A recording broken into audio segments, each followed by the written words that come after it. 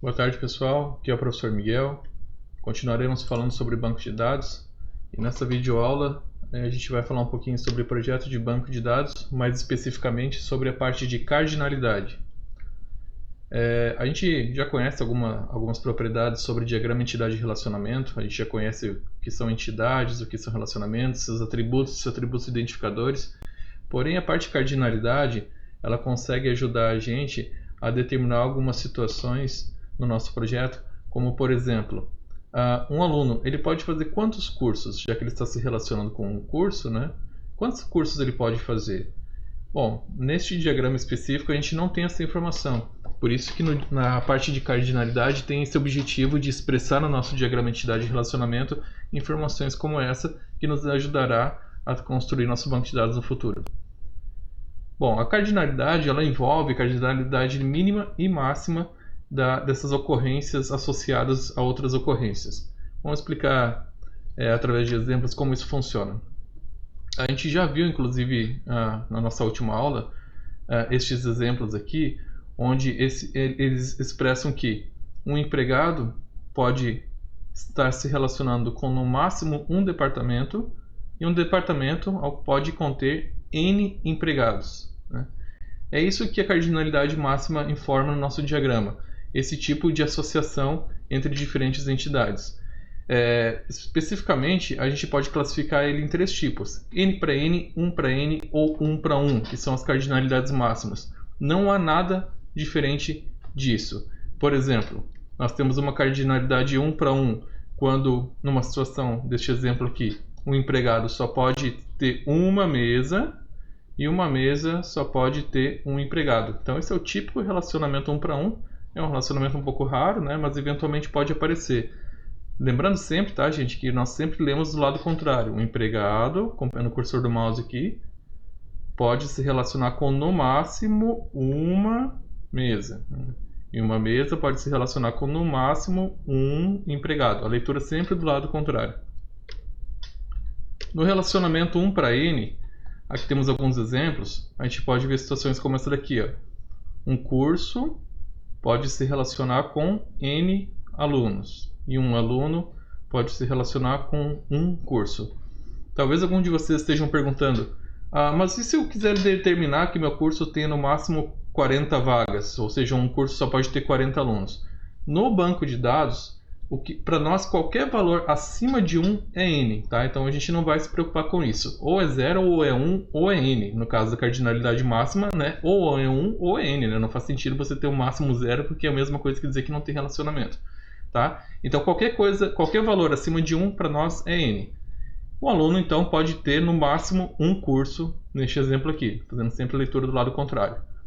Neste segundo exemplo, um empregado, ele pode ter N dependentes. Agora, um dependente se relaciona com no máximo um empregado. E esse exemplo aqui é bem interessante, que é um relacionamento, um autorrelacionamento, né? O que ele mostra? Que todo empregado, ou melhor, no papel de supervisor, ele pode ter N supervisionados.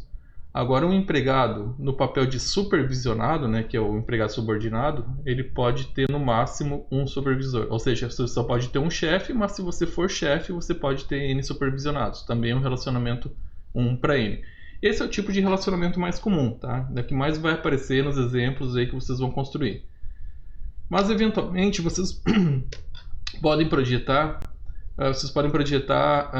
ou encontrar em diagramas relacionamentos do tipo N para N. Vejamos esses exemplos aqui. Um engenheiro pode participar de vários projetos, ou seja, N projetos, e um projeto pode conter N engenheiros. Um médico pode ter N pacientes, e um paciente também pode ter N médicos através de uma consulta. E uma peça pode ter N fornecedores, e um fornecedor pode ter N peças, e assim por diante, tá? Então, é o máximo N para N é expresso dessa forma aqui. Agora, além da cardinalidade máxima, que a gente já comentou em sala de aula, também existe a cardinalidade mínima. Bom, vamos ler aqui, ó. A cardinalidade mínima determina o número mínimo de ocorrências de entidades associadas a uma ocorrência de uma entidade através de um relacionamento. E a gente só considera ou 0 ou 1, onde a cardinalidade 1 é considerada como obrigatória e a 0 como opcional. Essas explicações do slide não são tão boas, né, porque elas são retiradas de livros, mas eu vou tentar explicar para vocês através de exemplo aqui, ó. Vamos dar uma olhadinha no que está na tela aqui nesses slides. Bom, a gente tem um diagrama retirado de relacionamento de um empregado que se relaciona com mesa, né? É diferente daquele outro que a gente viu que era um relacionamento que tinha um pouco menos informações. Esse aqui, ó, como a gente pode ver através dos parênteses, nós temos dois números.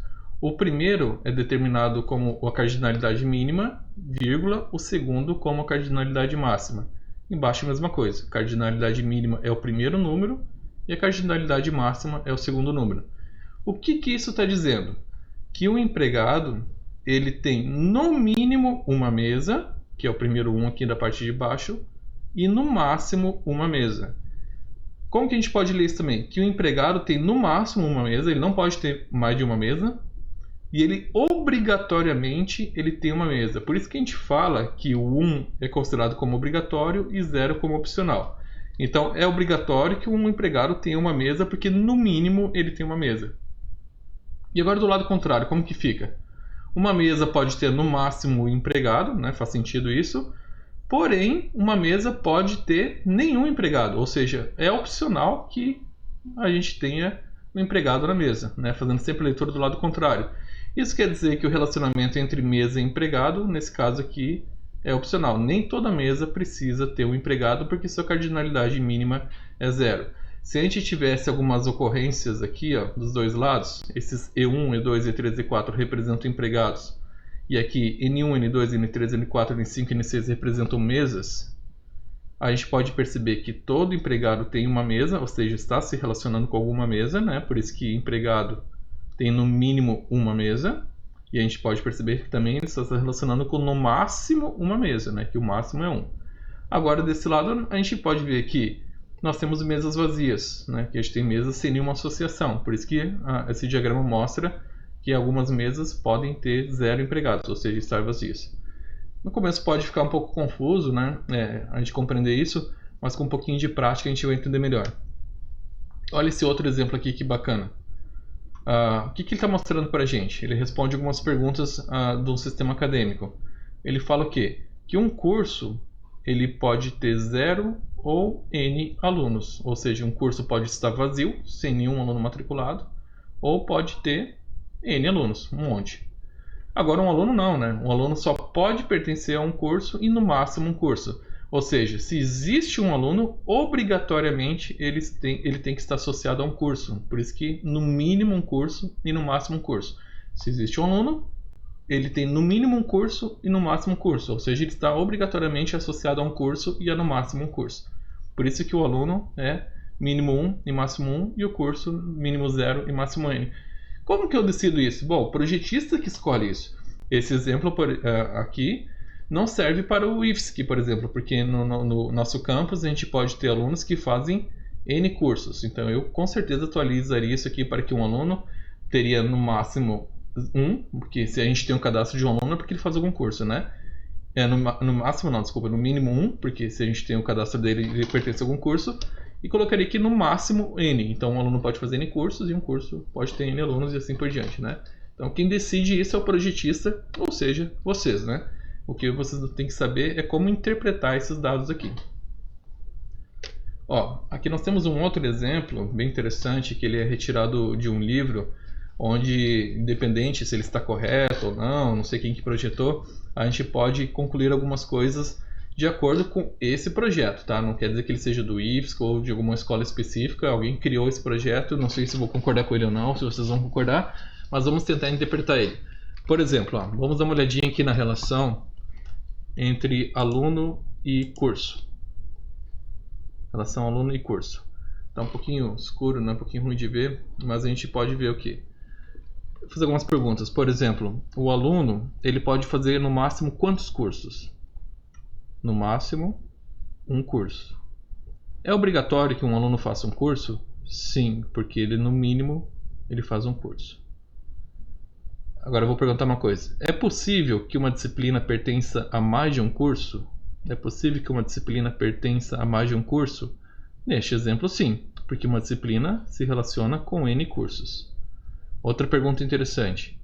Podem existir disciplinas que não pertençam a um curso, de novo, podem existir disciplinas que não estão relacionadas a nenhum curso? Nesse caso, sim, porque aqui está mostrando que uma disciplina se relaciona com, no mínimo, 0 cursos, ou seja, é opcional uma disciplina se relacionar com curso. Do outro lado, é possível que um curso não tenha nenhuma disciplina? Neste exemplo, sim, porque aqui diz que um curso, no mínimo, tem 0 disciplinas e no máximo N disciplinas. Então, podemos concluir que nesse caso um curso tem uma disciplina, é opcional.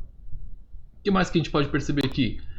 É obrigatório que uma disciplina pertença a um departamento? Pergunta difícil essa, né? Mas o que a gente pode entender é o seguinte: uma disciplina, ela se relaciona com no mínimo um curso, um departamento, e com no máximo um departamento. Isso quer dizer que é obrigatório que uma disciplina pertença ao departamento, porque no mínimo um departamento, no máximo um departamento. Lembrando, tá, gente, que o primeiro número é o mínimo e o segundo é o máximo. Neste caso aqui, um departamento tem no mínimo 0 disciplinas e no máximo N disciplinas, ok? Então, essa é a explicação, essa é a parte de cardinalidade que vocês devem adicionar ao projeto Diagrama Entidade de Relacionamento de vocês. Eu espero que tenha sido produtivo essas explicações e sigam postando aí nos fóruns e nos canais de comunicação que a gente especificou as dúvidas de vocês e façam aqueles exercíciozinhos que estão separados, tá? Até logo!